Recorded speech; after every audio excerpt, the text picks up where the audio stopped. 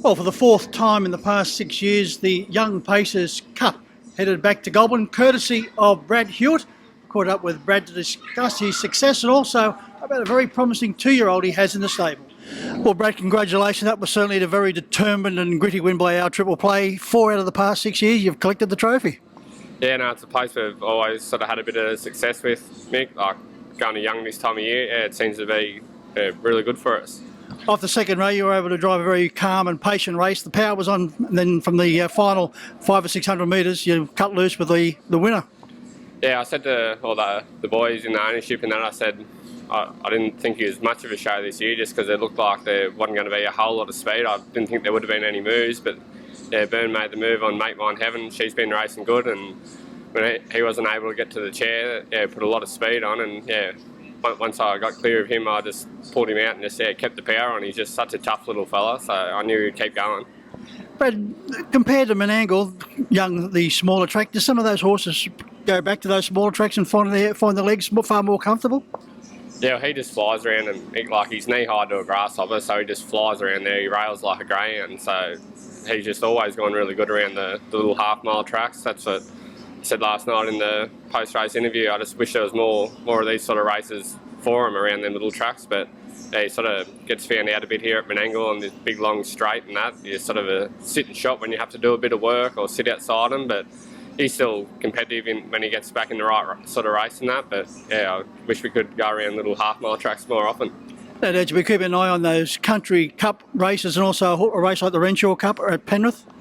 Yeah, I'm not too sure when it's coming up, Mick. I think it's usually around this time of year. Wouldn't be far away, but I just have to have a look what's on. But yeah, he just loves all them sort of country cups races. Like he won the Wagga Cup and the Shirley Turnbull back a couple of years ago. That's pretty much the Bathurst Cup, and he won Maitland. So he just loves all these little tracks. But yeah, we'll have to see what we can do. Also, the effort of Senate in running third would have pleased you. Yeah, well, he was probably nearly unlucky to get beat. Like if he galloped twice in running, and you can't be doing that in cups races. But yeah, once he done a good job to get down and still knuckle down into third. Like he went really good. He's sort of the next one coming through that I think can sort of take over the mantle piece from triple play in the next couple of years. Well, Brad, while our triple play enjoyed his time going around the Young circuit, Armour Renegade and running second in the Oaks, behind whose my mother certainly was an outstanding performance. She didn't seem to be happy with the circuit. Nah, it's just sort of a bit tough. I think when she's had her last 3 or 4 starts here at Menangle on this big track, and you go racing around a place like Young and getting trained on a 1,000-metre track at home, yeah, when they're not used to it, they certainly can't handle it. But she just got on one rein and hung a bit. But she's done a good job this season. She hadn't picked one up, but she hadn't been far away. But she'll go for a little break now and come back and try and look at a couple of races through the winter time probably. And Brad, Boston Busker also went exceptionally well in taking out his event.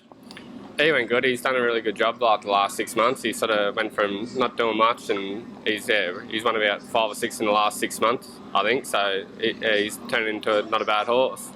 You're going to have a very promising 2-year-old on your hands, escape artist. He blew the start, then worked very hard and proved far too classy for arrivals a couple of weeks ago at Bathurst. I think you might have a very talented performer. Gold Crown headed for him. Yeah, he's a good solid fella. He doesn't seem to have a whole lot of high speed, but in saying that he can run a 27 quarter without too much worries. But he's just he's really strong, and sort of there doesn't seem to be much bottom to him. But he's going to have to be good after seeing what them 2-year-old boys done last week down here.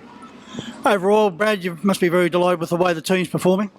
Yeah, no, they're all going pretty good. Didn't have a whole lot of luck tonight. We might have used it all up last night, but yeah, they're all thereabouts and running good races. Well, Brad, I'm not going to ask you who's going to beat Canberra in the grand final, because I think I know the answer to that, but who will play Canberra in the grand final? It's hard to say this far out, but Storm, they're always such just like they do nothing wrong. They're just always hard to beat, and they're thereabouts, but who knows this far out, but yeah, I'd say them. Well, Brad, if the Canberra race can go half as well as your team's going at the moment, they'll be right in there.